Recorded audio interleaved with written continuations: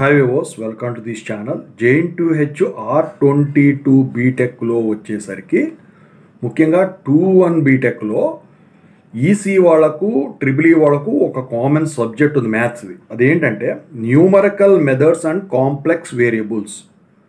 So ఈ subject tips చెప్పమని చెప్పేసి, అంటే ఇప్పుడు నేను చెప్పే పద్ధతిలో మీరు వెళ్ళినట్టయితే ఖచ్చితంగా అయితే పాస్ అవటం కాదండి, మంచి స్కోరింగ్ కూడా వస్తుంది. ఓకేనా? సో ముందైతే వచ్చేసరికి ఈ ఛానల్ ఇంతవరకు సబ్స్క్రైబ్ చేసుకున్న వాళ్ళు సబ్స్క్రైబ్ చేసుకొని వీడియోని లైక్ చేసి షేర్ చేయండి. మీకు ఏమైనా డౌట్స్ ఉంటే కాల్ మీ ఫోర్ ద్వారా కాల్ చేయండి. Telugu engineering education Telegram YouTube channel subscribe చేసుకోండి. JNT యూనివర్సిటీ అప్డేట్స్ ఛానల్ కూడా. అయితే ఇక్కడ numerical methods and complex variables అంటే ఇప్పుడు ఈసీ వాళ్ళకు ఒక ప్లేలిస్ట్ క్రియేట్ చేశాను, 2-1కి ట్రిపుల్ ఈ వాళ్ళకు ఒక ప్లేలిస్ట్ క్రియేట్ చేశాను. ముందు ఈ రెండు ప్లేలిస్ట్లో ఈ వీడియో ఉంటుందండి. ఇక మిగతావి కూడా పెట్టాను. అయితే ట్రిపుల్ ఈ వాళ్ళకి కంప్లీట్ చేసిన తర్వాత అన్ని సబ్జెక్ట్స్ ఈసీ ప్లేలిస్ట్లో దీని తర్వాత మిగతా సబ్జెక్టులు కూడా వస్తాయి. ఆల్మోస్ట్ అయిపోతుంది. సో ఇక్కడ 5 యూనిట్స్ ఉన్నాయండి. ఫస్ట్ది 4-year series and 4-year transforms. So ఈ 4-year series and 4-year transforms వచ్చేసరికి ఏంటంటే చాలామంది ఈ 4-year సిరీస్ 4-year ట్రాన్స్ఫార్మ్స్ని ఈజీగా తీసుకుంటారు. కానీ ఇక్కడ 4-year సిరీస్ అనేది చాలా టఫ్గా ఉంటుందండి. మీరు ఎక్కువ శాతం వచ్చేసరికి ఈ 4-year సిరీస్లో హాఫ్ రేంజ్ 4-year సిరీస్ ఏవైతే ఉండే వాటి మీద కాన్సన్ట్రేట్ చేసినట్టయితే ప్రాబ్లమ్స్ కూడా మీకు సాల్వ్ చేయడానికి ఈజీగా ఉంటుంది. అయితే ఇక్కడ ఏంటంటే మీరు గమనించాల్సింది, మీరు చేసే ప్రతి స్టెప్లో కూడా ఆ ప్రాబ్లం స్టేట్మెంట్లో ఇచ్చిన క్వశ్చన్ ఏదైతే ఉందో ఖచ్చితంగా అయితే దాన్ని రాయండి. రాసిన తర్వాత స్టెప్ బై స్టెప్ రాయండి. సింగిల్ లైన్లో ఆన్సర్ అయితే రాయొద్దండి. సో ఒక స్టెప్ వేసారంటే ఒక స్టెప్ అది, దాని తర్వాత దాని నుంచి కంటిన్యూషన్ స్టెప్, ఫైనల్గా రిజల్ట్ ఒక స్టెప్లో రావాలి. అలా వేయండి. దానికి పక్కన వచ్చేసరికి డబల్ స్లాష్లు పెట్టి ప్రతి స్టెప్కి కూడా ఎక్స్ప్లెనేషన్ అనేది ఇస్తే మీకు ప్రతి స్టెప్కి కూడా పాయింట్లు వేసుకుంటా వెళ్తారు.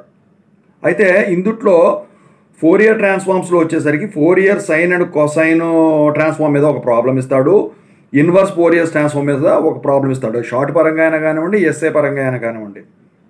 ఇక యూనిట్ 2లో వచ్చేసరికి న్యూమరికల్ మెథడ్స్ 1. సో ఇందుట్లో వచ్చేసరికి వెరీ ఇంపార్టెంట్ ఏంట్రా బాబు అంటే బైసెక్షన్ మెథడ్ మీద కానివ్వండి, న్యూటన్ రాఫ్సన్ మెథడ్ మీద కానివ్వండి, రెగ్యులర్ ఫాల్సీ మెథడ్ మీద కానివ్వండి, జకోబీ మెథడ్ మీద కానివ్వండి, గాస్ సీడెల్ ఇటరేషన్ మెథడ్ మీద కానివ్వండి, ఈ లీనియర్ ఈక్వేషన్ సాల్వింగ్లో ఖచ్చితంగా ఒక ప్రాబ్లం అయితే ఉంటుంది. ఒకటని కాదండి, అందుట్లో వచ్చేసరికి నాకు తెలిసి 2 వరకు ఉండేదానికి ఛాన్స్ ఉంది. ఎస్ఏ క్వశ్చన్స్ పరంగా కానివ్వండి, షార్ట్ క్వశ్చన్స్ పరంగా కానివ్వండి.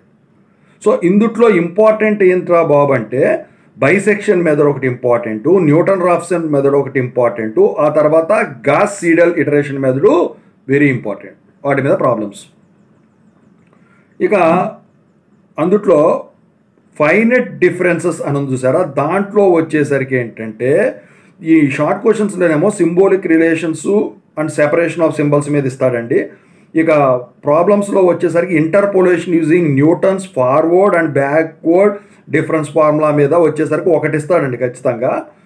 ఇక అందులో Gauss forward and backward formula మీద ఒకటి ఇస్తాడండి. ఇక Lagrange's method of interpolation very very important. ఇక యూనిట్ 3 చూసుకుంటే న్యూమరికల్ మెథడ్స్ 2. సో ఈ న్యూమరికల్ మెథడ్స్ 2లో న్యూమరికల్ ఇంటిగ్రేషన్ ఉందండి. అయితే ఇందుట్లో టేబులర్ ఫామ్ ఇస్తాడు. ఆ ట్రిపుజాయిడల్ రూలు కానీ, సింప్సన్స్ రూల్ కానివ్వండి, 1/3 3/8 రూల్స్ ఉంటాయి కదా. సో ఆ రెండిట్లో ఒక ప్రాబ్లం ఇస్తాడు కాబట్టి ఆ టేబులర్ ఫామ్ నుంచి మీరు స్టెప్ బై స్టెప్ డెరివేషన్ అనేది కంపల్సరిగా వెయ్యాలి. ఓకేనా? సో అయితే ఇక్కడ మీరు డైరెక్ట్ స్టెప్స్ వేయడానికి లేదు. ఈ టేబులర్ ఫామ్లో వచ్చేసరికి ఏంటంటే ఫర్ ఎగ్జాంపుల్ 10 మార్క్స్ క్వశ్చన్ అనుకోండి, 10 స్టెప్స్కి 10 మార్క్స్. ఒకవేళ 10 స్టెప్స్ కన్నా ఎక్కువ ఉన్నాయనుకోండి, అప్పుడు స్టెప్స్ని కన్సిడర్ చేయడు. 10 స్టెప్స్ కన్నా తక్కువ ఉంటే ఒక్కో స్టెప్కి ఒక్కొక్కటి ఇచ్చి ఇంపార్టెంట్ వాటికి రిజల్ట్కి ఏమో 2 మార్కులు ఇస్తారు. ఇక అందుట్లోనే ఆర్డినరీ డిఫరెన్షియల్ ఈక్వేషన్స్. సో ఇందుట్లో యూలర్ మెథడ్ కానివ్వండి, మోడిఫైడ్ యూలర్ మెథడ్స్ మీద కానివ్వండి, రంగు కొట్టే మెథడ్ మీద కానివ్వండి, ఖచ్చితంగా అయితే మీకు ప్రాబ్లం అయితే వస్తుంది. ప్రాబ్లం ఖచ్చితంగా సాల్వ్ చేసుకుంటుంది. ఇక తర్వాత యూనిట్ 4లో వచ్చేసరికి కాంప్లెక్స్ డిఫరెన్షియేషన్. ఇందుట్లో వచ్చేసరికి లిమిట్ కంటిన్యూటీ మీద ఏమో షార్ట్ క్వశ్చన్ ఉంటుందండి. డిఫరెన్షియేషన్ మీద కూడా షార్ట్ క్వశ్చన్ ఇచ్చేదానికి ఛాన్స్ ఉంటుందండి ప్రాబ్లము.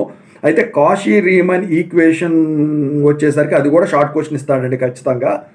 ఇక ఎస్ఏ క్వశ్చన్స్ పరంగా మాట్లాడుకుంటే ఈ హార్మోనిక్ ఫంక్షన్స్ కానివ్వండి, ఎనాలిటికల్ ఫంక్షన్స్ కానివ్వండి, వీటిల్లో వచ్చేసరికి హార్మోనిక్ కాంజుగేటు ఇవన్నిటి మీద కూడా ఒకటి ఇస్తాడు ఖచ్చితంగా.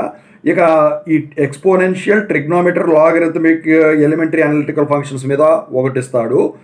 ఇక ఈ థియరం స్టేట్మెంట్స్ షార్ట్ క్వశ్చన్స్లో ఇచ్చేదానికి ఛాన్స్ ఉంటుంది, లేకపోతే ఎస్ఏ క్వశ్చన్లోనే థియరం స్టేట్మెంట్ ఇచ్చి ప్రాబ్లం ఇస్తాడు. ఇక అందుట్లో వచ్చేసరికి మ్యాపింగ్స్ మీద కన్ఫార్మర్ మ్యాపింగ్ ఒకటి.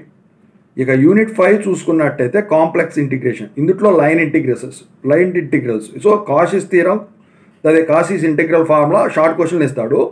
అయితే ఎస్ఏ క్వశ్చన్స్లో వచ్చేసరికి టేలర్ సిరీస్ మీద, మళ్ళీ లారెంట్ సిరీస్ మీద కాషీ రెసిడ్యువల్ థియరం కంపల్సరీగా ఇస్తాడు.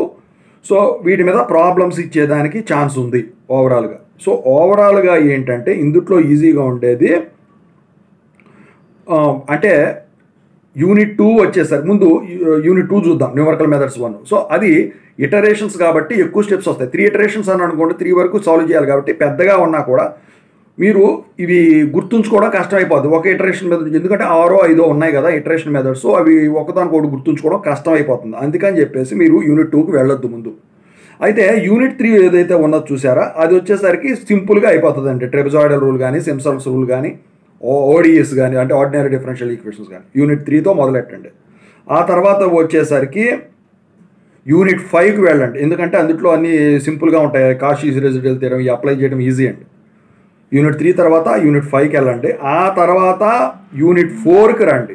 ఇందులో కూడా ఈజీగానే ఉంటుంది, అది ఫంక్షన్స్ కాబట్టి గుర్తుంచుకోవడం ఈజీ అయిపోతుంది. సో 3, 5, 4 ఆ తర్వాత ఫస్ట్ యూనిట్కి రండి, 4 సిరీస్ అండ్ 4 ట్రాన్స్ఫార్మ్స్.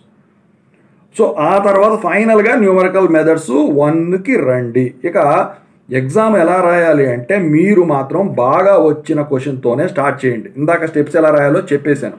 అయితే ఇక్కడ మీరు ప్రతిదానికి కూడా ఎప్పుడూ కూడా క్వశ్చను రాస్తే మీకే ఇంకా మంచిది. ఒకవేళ బాగా వచ్చు ప్రాబ్లంకి సొల్యూషన్ అనుకుంటేనే క్వశ్చన్ రాయండి, లేకపోతే మాత్రం తప్పులు రాస్తాను అది అంటే మాత్రం మీరు దొరికిపోతారు. ఎందుకంటే మ్యాథమెటిక్స్ చేసేవాళ్ళు ఈచ్ అండ్ ఎవ్రీథింగ్ని కన్సిడర్ చేస్తారు. అందులో ECEEకి కూడా బేసిక్స్ వాళ్ళు వస్తారు కాబట్టి ఖచ్చితంగా అయితే స్ట్రిక్ట్గానే జరుగుతుంది. షార్ట్ క్వశ్చన్స్ అంటారా, అది థియరం అనుకోండి, థియరం స్టేట్మెంట్ పక్కాగా రాసిస్తే మీకు మార్కులు పడుతుంది. మీరు చేసే తప్పు ఏంటంటే దానికి ఎంత బాగా రాస్తున్నారు, 2 మార్కులకి ఇచ్చిందంటే థియరం స్టేట్మెంట్ ఇస్తే థియరం స్టేట్మెంటే రాయాలి, అంతేగాని దాటిపోతే వాడు కనిపెట్టేస్తాడు తప్పని.